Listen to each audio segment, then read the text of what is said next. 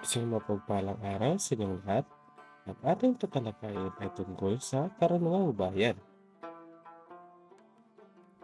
Noong unang panahon ng pananakop ng Espanya, may mga scholar na nagsimulang mangalap at nagsulat ng mga limbawa ng karunungang bayan. Isa sa mga kilalang nangalap ito, si Cepelo de los Reyes. Inipon niya ang maraming bugtong, salawikain, at iba pang panitikang bayan upang hindi ito mawala. Buod ng pinagmulan ng karunungang bayan, nagsimula sa sinaunang pamayanan ng Pilipino na ipasa sa paraang pasalita mula sa matatanda at nabuo mula sa karanasan at obserbasyon ng mga tao. Kalaunan na isulat at naitala ng mga eskolar. At ganito umunlad ang karunungang bayan. Mga matatanda sa pamayanan nagtuturo ng aral sa kabataan. Mga karanasan sa buhay nagiging batayan ng kasabihan at salawikain. Mga laro ng isip at talino nagiging bugtong. Mga pahayag tungkol sa ugali ng tao nagiging sawikain. Ano ang karunungang bayan? Ang karunungang bayan ay mga sinaunang pahayag o panitikan na nagmula sa ating ninuno.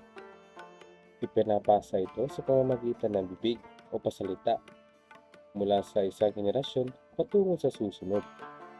Naglalaman ito ng mga aral, paniniwala, karanasan at pagpapahalaga ng mga Pilipino.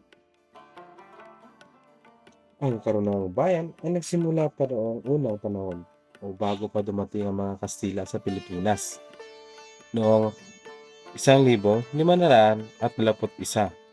bahagi ito ng panitikang pasalita ng ating mga ninuno dahil wala pang sistema pagsusulat noon para sa lahat.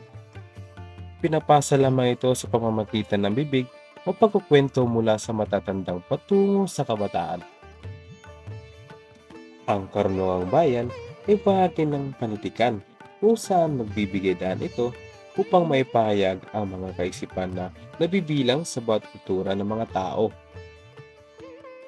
May apat na pangunahing uri ang karunungang bayan. Una, bugtong. Pangalawa, sawikain. Pangatlo, salawikain. At panguli, kasabihan. Dadako tayo sa una, ang bugtong. Ano nga ba ang bugtong? Ang bugtong ay isang larong pahulaan sa pamamagitan ng paglalarawan. Binubuo ng isa o dalawang taludtod na maikli at may sukat at tugma. At ang bugtong ay isang uri ng karunungang bayan na gumagamit ng talinghaga o palaisipan upang ilarawan ang isang bagay, hayop o pangyayari. Karaniwan itong ginagamit bilang libangan at pampatalas ng isip ng mga Pilipino noong unang panahon. At ang halimbawa nito ay batot balat, lumilipad. Ang sagot naman nito ay saranggola. At dadako naman tayo sa sawikain. Ang sawikain ay payak na may hindi tuwirang kahulugan. Hindi literal ang ibig sabihin nito at karaniwang ginagamit upang ipahayag ang damdamin, kilos o sitwasyon ng isang tao. At ang halimbawa naman nito ay makakapal ang muka at ang sagot nito ay walang giya. At susunod ang salawikain. Ang salawikain ay may kasabihang may malalim na kahulugan at naglalaman ng aral sa buhay. Ito ay nagsisilbing gabay sa wastong asal at pag-uugali. At ang halimbawa naman nito ay kung ano ang itinanim, siya ring aanihin. At ang panghuli, ang kasabihan. Ang kasabihan ay isang uri ng karunungang bayan na naglalaman ng aral o paalala tungkol sa buhay. Ito ay maikli, madaling tandaan, at karaniwang ginagamit upang magbigay ng payo o gabay sa tamang asal na pagpapahalaga.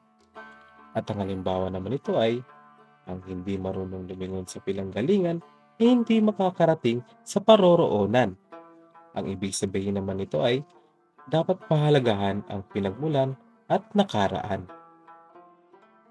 At lagi nating tatandaan, Ang karunong bayan ay tumutukoy sa panitikan at kaalamang nagmula sa karanasan ng mga Pilipino at naipapasa mula sa isang henerasyon patungo sa susunod na pamamagitan ng salita at tradisyon.